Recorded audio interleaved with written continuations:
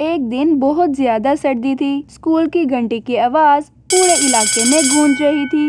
بچے اپنے بستے لیے اسکول کی جانب جا رہے تھے اور ایک بچہ علی جو کہ کلاس میں ہمیشہ لیٹ پہنچتا تھا اور آج بھی وہ لیٹ آیا تھا۔ جب وہ کلاس میں پہنچا اس کی ٹیچر نے اس کو کہا، علی تم روزانہ کی طرح آج پھر لیٹ آئے ہو اور یہ تمہارا اسکول آنے کا طریقہ ہے؟ تمہارے پاس کوئی گرم کپڑے نہیں ہیں؟ کیا تمہارے گھر والے تمہیں کچھ سکھاتے نہیں؟ میڈم میرے پاس گرم کپڑے نہیں ہیں، ابو بیمار ہے، اماں محنت مزدوری کرتی ہیں، اتنا پیسہ نہیں کہ ہم نئے کپڑے خرید سکے۔ تو پھر اسکول کیوں آتے ہو؟ بیٹھے رہو گھر پر۔ پڑھائی کا شوق ہے تو پہلے اپنی حالت کو درست کرو، آ جاتے ہیں منہ اٹھا کر۔ چلو آج کلاس سے باہر نکل جاؤ، آج تم سردی میں ہی باہر کھڑے رہو گے۔ کلاس کے سارے بچے علی کی طرف دیکھ کر ہنسنے لگتے ہیں۔ علی کلاس سے باہر جا کر کھڑا ہو جاتا ہے۔ پھر ٹیچر کلاس میں بچوں کو کہتی ہیں، چلو بچوں آج میرا پڑھانے کو بالکل بھی من نہیں ہے، اپنی بکس نکالیں اور پڑھنا شروع کریں۔ اور یشفا آج تم ٹفن میں کیا لے کر آئی ہو؟ میم میں حلوہ پوری اور فرنچ فرائز لے کر آئی ہوں۔ واو ذرا میرے پاس تو لے کر آنا۔ یشفا میم کے پاس اپنا ٹفن لے کر جاتی ہے۔ میم اس کا سارا ٹفن کھا جاتی ہیں۔ ٹیچر اندر بچوں کا لنچ کھا رہی تھی اور باہر علی کانپ رہا تھا۔ کچھ دیر بعد رات کا وقت تھا۔ علی اپنی ماں سے کہتا ہے، ماں آج ٹیچر نے مجھے بہت ڈانٹا اور کہہ رہی تھی اگر تمہارے پاس کپڑے نہیں ہیں تو اسکول نہ آیا کرو۔ جس سے علی کی ماں پریشان ہو کر کہتی ہیں، بیٹا میں جانتی ہوں تمہارا دل بہت ٹوٹا ہوگا مگر تم نے ہمت نہیں ہارنی، میں کوئی نہ کوئی حل نکال لوں گی۔ ماں مجھے لگتا ہے پڑھائی میرے نصیب میں نہیں ہے، میں پڑھائی چھوڑ دیتا ہوں اور آپ کے ساتھ ہاتھ بٹاتا ہوں، یا پھر آپ مجھے کسی نہ کسی کام پہ لگا دیں۔ ایسا نہ کہو بیٹا، تمہاری پڑھائی ہمارا سہارا بنے گی، میں کچھ نہ کچھ کر لوں گی، اس کا کوئی نہ کوئی تو حل ہے، تم نے بس اپنی محنت جاری رکھنی ہے۔ ٹھیک ہے ماں جیسا آپ کا ہے۔ اگلی صبح علی پھر اسی حلیے میں اسکول آ جاتا ہے۔ ٹیچر علی کو اس حالت میں دیکھ کر اندر بلاتی ہیں۔ علی کو سزا دینے کے لیے باہر سے برف منگواتی ہیں اور علی کو برف میں کھڑا کر دیتی ہیں اور پھر ٹیچر علی سے کہتی ہیں، بتاؤ اب کل تم ایسی حالت میں اسکول آؤ گے؟ تمہیں روزانہ کہنے کے باوجود بھی تم روزانہ ایسی حالت میں اسکول آ جاتے ہو؟ تمہیں میری ایک بات سمجھ میں نہیں آتی، اب تم پورا 1 گھنٹہ اس میں ہی کھڑے رہو گے۔ ٹیچر میرے گھر والوں کی حالت ایسی نہیں ہے کہ وہ مجھے نئے کپڑے لے کر دے سکے، پلیز مجھے معاف کر دیں۔ جس سے علی رونے لگ جاتا ہے اور ٹیچر اسے بٹھا دیتی ہیں۔ علی گھر جاتا ہے اور اپنی ماما کو کچھ بھی نہیں بتاتا اور پھر اگلے ہی دن ایسے ہی اسکول آ جاتا ہے۔ ٹیچر اس کو اس حالت میں دیکھ کر غصے سے آفس میں لے جاتی ہیں، جس سے مس کمال ہیڈ ماسٹر سے جا کر علی کی شکایت کرتی ہیں۔ میم یہ علی ہر روز ایسی حالت میں اسکول آتا ہے اور لیٹ بھی آتا ہے، میرا خیال ہے اسے اسکول سے نکال دینا چاہیے، اس سے دوسرے بچوں پر بہت برے اثر پڑ رہے ہیں۔ کیا تم نے جاننے کی کوشش کی ہے کہ اس کی ایسی حالت کیوں ہے؟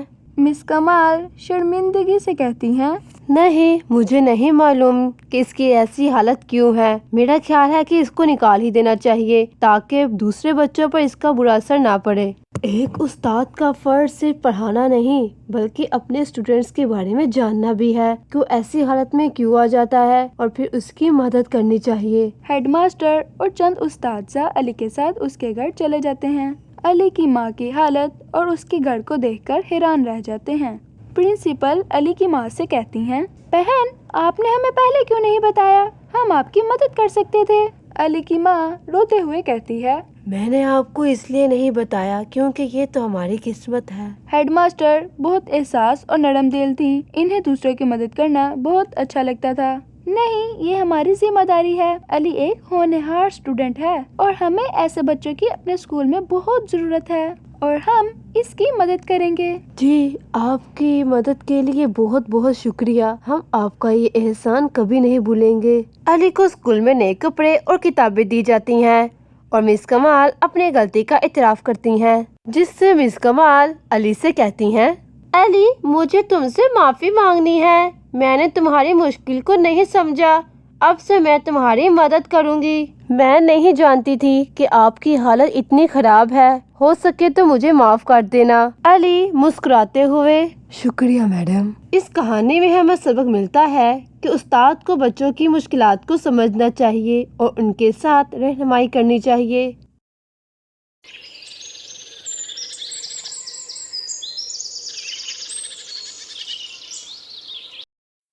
किसान, अरे ओ किसान, कहाँ है बे? ए राम, आजा भाई, अंदर आजा। क्या कर रहा है? मटर पनीर बना रहा हूँ, खाएगा? हैं, सच में? जरा दिखा ना। अरे मूली की सब्जी और रोटी है। अबे हट, मूली की सब्जी कौन खाएगा? अबे हम खाएंगे ना, तुझे क्या लगा? मटर पनीर बना रहा हूँ। अरे मैं तो मजाक कर रहा था। मुझे तो यही लगा था। अरे मेरे बोले चंद, हमारी किस्मत में मटर पनीर कहाँ लिखा है? तो कभी कभार किसी की शादी में मिल गया तो खा लिया। हाँ यार, पिछली बार पन्नू की शादी में हमने खाया था, याद है ना? सुन ना, तू भी जल्दी से ब्याह कर ले। शादी? तुझसे मेरा सुकून देखा नहीं जा रहा क्या? अरे तुझे पता ही है ना, तू शादी करवाएगा तो हमें मटर पनीर खाने को मिलेगा ना। तुझे पता ही है आगे पीछे दिनों में हमें कैसे मिल सकते हैं। अबे यार, मैं तुझे कहाँ से खिला पाऊंगा मटर पनीर? अरे मेरी हालत तो तू देख ही रहा है। ले दे के बाबा का एक खेत ही है, बस यही है। आगे किसी लड़की को मैं क्या सुख दे पाऊंगा? अब तू देख ही रहा है। ये कहकर किशन अपनी टूटी फूटी झोंपड़ी की तरफ देखने लगा। कोई बात नहीं किशन, हमारे भी अच्छे दिन आ ही जाएंगे। हमें बस अपनी मेहनत ऐसे ही जारी रखनी चाहिए, तभी तो हमारे अच्छे दिन आएंगे। अच्छा, तो अमीर होकर तू क्या करेगा? भाई, मटर पनीर की लाइन लगा दूंगा और फिर हम सुबह मटर पनीर, दोपहर को भी मटर पनीर और शाम को भी मटर पनीर। अगर रात को आँख गलती से खुल भी जाए फिर भी हम मटर पनीर खा लेंगे। अबे बस कर, पूरी दुनिया के मटर पनीर खत्म करके ही दम लेगा। नहीं यार, कभी ऐसा हो जाए ना, एक जादुई छड़ी मिल जाए, जो बोलूं मेरी मुराद पूरी हो जाए, कितना अच्छा होगा ना, मजा आ जाएगा, कितना बढ़िया हो जाता ना। राम की बातें सुनकर उसका बचपन का दोस्त हंसने लगा और चुप रहा। असल में किशन बहुत गरीब था और हालत राम की भी अच्छी नहीं थी। दोनों ही बहुत गरीब थे। इन दोनों का खेत पास में ही था। कई साल पहले उनके पिताजी एक साथ काम किया करते थे और अब वो दोनों भी ऐसा ही कर रहे थे, एक साथ काम करते थे। फिर उसी दिन जब दोनों दोस्त एक साथ काम कर रहे थे, सुन किशन, अब इसकी बार क्या बोएगा तू? अरे गंदम ही बोऊंगा, कुछ हो ना हो रोटी के साथ प्याज तो चलेगा। क्या हुआ, हंस क्यों रहा? मैं सोच रहा हूँ मैं मटर पनीर ही बो देता हूँ। सही है, जब उग जाए तो मुझे भी बुला लेना, मैं भी खाने के लिए आ ही जाऊंगा। किशन है बहुत गरीब था मगर है बहुत जिंदा दिल था। कमाल तो हो गया क्योंकि उसके खेत में इस बार पैदावार बहुत ज्यादा हो गई थी। उसने कुछ गेहूं बेच दिए और कुछ अपने पास रख लिए और काफी बचत भी हुई उसको। और फिर एक शाम, अरे कहाँ जा रहा है, कहाँ को सैर सपाटे हैं? यार बहुत दिन हो गए, नाना जी को नहीं मिला, बस उनके पास जा रहा हूँ। अच्छा, कब लौटेगा फिर? 2-3 दिनों में आ जाऊंगा, इस दफा तो कुछ रुक कर ही आऊंगा। ठीक है, जाओ, जल्दी आ जाना, याद करूंगा तुम्हें। किशन का ननिहाल उसके गांव से ज्यादा दूर नहीं था। 2 गांव छोड़कर ही उसके नाना और नानी का घर था। नाना और नानी किशन को देखकर बहुत खुश हुए क्योंकि काफी अरसे बाद वो उनसे मिलने आया था। अरे नानी, गांव की हालत में तो कोई सुधार नहीं दिख रहा। कैसे होगा बेटा, यहाँ पर ना करने को कोई काम है और ना ही जमीन की इतनी पैदावार। आड़ी तो जिंदगी जैसे कैसे कट गई, पता नहीं इन बेचारों का क्या होगा। हर घर में माँ बाप अपना पेट काट कर अपने बच्चों को खिला रहे हैं और वो भी बच्चों को पूरा नहीं पड़ता। बड़ी गरीबी है बेटा, ऊपर वाला बस हमारा साथ ना छोड़े। गांव की हालत तो बहुत खराब थी, हर घर में गरीबी थी, इनका गुजारा बहुत मुश्किल हो रहा था। वो खाने के लिए कड़ी मेहनत करते थे मगर फिर भी उन्हें खाना पर्याप्त नहीं मिलता था। कुछ ऐसी हालत किशन के अपने गांव की भी थी, पर किशन इनके लिए कुछ भी नहीं कर सकता था। किशन ना अपने गांव की हालत ठीक कर सकता था और ना अपने ननिहाल वालों के गांव की हालत ठीक कर सकता था। 2 दिन अपने नाना और नानी के साथ रहने के बाद वो अपने गांव वापस आ गया। रात को उसने अपने लिए दाल रोटी बनाई और जैसे ही वो खाने लगा कि उससे बाहर से आवाज आई। क्या? सलाम बाबा। खुश रहो बच्चा, मैं कई दिनों से भूखा हूँ। पेट में एक दाना भी नहीं गया। कुछ खाने के लिए है क्या? हाँ हाँ बाबा है, आप यहाँ बैठिए। किशन ने झट से दरी बिछाई और उनके लिए जो दाल बनाई थी वो लेकर आ गया, और जो दाल बनाई थी उसके साथ प्याज भी ले आया। बाबा जी ने बड़े दिल से खाना खाया। जब उनकी भूख मिट गई, जब उन्होंने पेट भरकर खाना खा लिया तो बोले, बच्चे, तुमने एक भूखे बाबा को खाना खिलाया है। वैसे तुम्हारा नाम क्या है? जी, किशन नाम है मेरा। हाँ किशन, तुम्हारे लिए भोजन रखा है ना? हाँ बाबा, आप मेरी चिंता न करें, मैं अपने लिए दोबारा बना लूँगा। बाबा जी किशन से बहुत खुश हुए और कहने लगे, मैं तुमसे बहुत खुश हूँ, मैं तुम्हें कुछ देना चाहता हूँ। नहीं नहीं बाबा, मैं बहुत खुश हूँ, मुझे कुछ नहीं चाहिए। किशन ने मुस्कुराते हुए साधु से कहा, और उन्होंने एक मंत्र पढ़ा और अगले ही लम्हे उनके आगे एक कढ़ाई आ गई। ये लो बच्चे, आज से ये कढ़ाई तुम्हारी है। नहीं नहीं बाबा, मुझे इतने बड़े कढ़ाई की नहीं जरूरत, मैं तो अकेला ही रहता हूँ, मैं क्या करूँगा इसका? बच्चा, ये कोई ऐसी वैसी कढ़ाई नहीं है, ये जादू ही कढ़ाई है। बस तुम इसके अंदर पानी डाल देना, फिर जो तुम चाहोगे इसके अंदर बन जाएगा। इस कढ़ाई की वजह से तुम्हारी पूरी रसोई जादू ही बन जाएगी, और उस जादू ही कढ़ाई की वजह से तुम कभी किसी को भूखा नहीं लौटने दोगे। ये मेरा अटल विश्वास है तुम पर। ये बात सुनकर किशन की आंखें खुली की खुली ही रह गईं और बाबा जी से कहने लगा, बोलो बच्चा, मुझे ऐसे ही एक और जादुई कढ़ाई चाहिए। लालच करना अच्छी बात नहीं है बच्चा।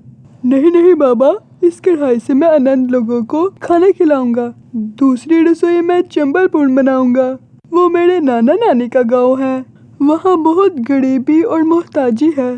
ठीक है बच्चा, जैसा तुम चाहो, बस याद रखना जो मर्जी हो जाए, लालच नहीं करना। इतना कहते ही बाबा जी वहाँ से चले गए। उनके जाते ही किशन के आंगन में 2 कढ़ाइयाँ आ गईं। किशन झट से अपनी दोनों कढ़ाइयों को लेकर रसोई में चला गया। वहाँ कढ़ाई रखते ही उसकी रसोई जादू हो गई। किचन की हर चीज चमकने लग गई, और उसने जैसे ही कढ़ाई में पानी डाला और फिर कढ़ाई ने अपना काम दिखाना शुरू कर दिया। उसने पहली बार अपनी कढ़ाई में मटर पनीर बनाया और अपने दोस्त राम को भी बुला लिया। मेरी बात ध्यान से सुन, मेरे पास ये 2 कढ़ाइयाँ हैं। एक कढ़ाई मैं यहाँ पे रखूँगा और एक तुझे दूंगा। तुम इसमें बहुत सारा खाना बनाना और लोगों को खिलाना। दूसरी कढ़ाई मैं नानो की रसोई में रखूँगा और उनकी रसोई को जादुई कर दूंगा, और फिर वहाँ के लोगों को खाना खिलाऊंगा फ्री में। अरे ठीक है भाई, पर तू यहाँ आता तो रहेगा ना, हमें बोल तो नहीं जाएगा? हाँ हाँ, हर 2 दिन में आता रहूँगा। राम ने वैसा ही किया जैसा किशन उसे बता कर गया था। गरीबों को मुफ्त खाना खिलाना शुरू कर दिया उन्होंने, और वहाँ किशन ने अपने नानी की रसोई को जादुई रसोई बना दिया। दिन भर कढ़ाई में पानी डालता और खानों को गरीबों में बांटता। ऐसे ही दिन बीत गए। अब कोई भी वहाँ पर भूखा नहीं सोता था, और दोनों गांवों में से लोग कोई भी भूखा नहीं सोता था। और जब एक दिन किशन अपने गांव वापस आया तो उसने आकर देखा कि उसका सारा गांव पानी में डूबा हुआ था। किशन ये सब देखकर बहुत घबरा गया और परेशान हो गया। अरे ये क्या हो गया? ये किस बात की सजा मिली है इन्हें? किशन का इतना कहना ही था कि उसके बगल में वही बाबा जी आ जाते हैं।